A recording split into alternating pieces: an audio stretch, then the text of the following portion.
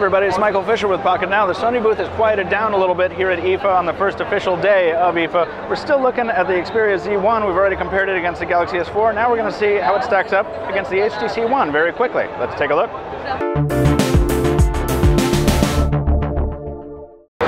So just taking a test drive around the hardware here, these devices, it's funny because the Z1 doesn't really look that big until you put it up against the HTC One, which is already a pretty tall device. And as you can see, the Z1 is larger in nearly every dimension. Let's have a look at the thickness on the side here. HTC One, of course, goes for that nice curved kind of palm-kissing approach. Sony, much more brutal in its just rectangular sandwich. Also, glass on the front, glass on the back. I believe this is Dragon Trail glass. But the HTC One, aluminum here. Let's turn them around.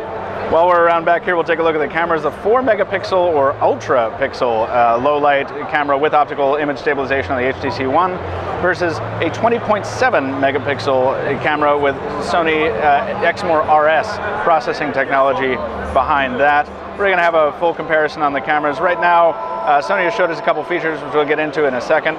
Standby power on the right-hand side here. Sony's still keeping their pronounced buttons intact. HTC, of course, keeping that up on top along with the IR transmitter there. Volume rocker size a little bit different, and then here we have this two-stage camera key here, which I don't think we mentioned on the Galaxy S4 comparison. Very important to note that we love Android phones, or any phones really, with a hardware camera button, absent on the HTC One and the S4. There's our SIM tray.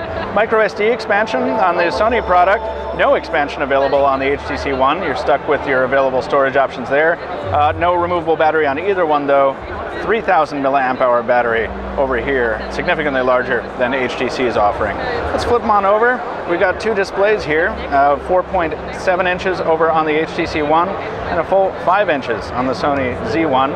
HTC One needs to boot, so we'll do that, and then we'll compare some software.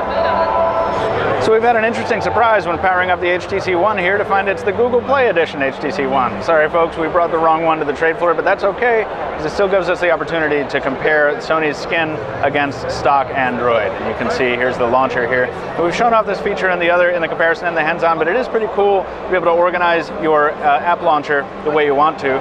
The really, really fun stuff though is in the camera viewfinder, which we checked out before, but as you can see, so here's the stock Android experience. It's very, very, very minimalistic.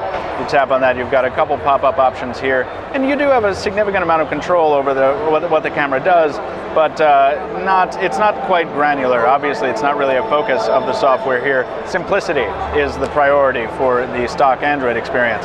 Now, on the Z1, it is completely different. We'll give it a subject there in the HTC One. That'll be fun and meta.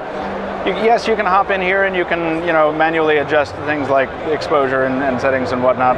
But if we hop in here, we can do something fun called Time Shift Burst. You might remember a similar feature on the BlackBerry Z10. We go ahead and take a picture of our friends across the aisle there. We snap that shot, and yes, that's the moment where we grabbed, but the camera was also selecting shots from in the past, and it took several shots after the moment of capture as well. So this is very nice. You go in here, you select that one, say this is the one I want to keep. Bingo, there that is.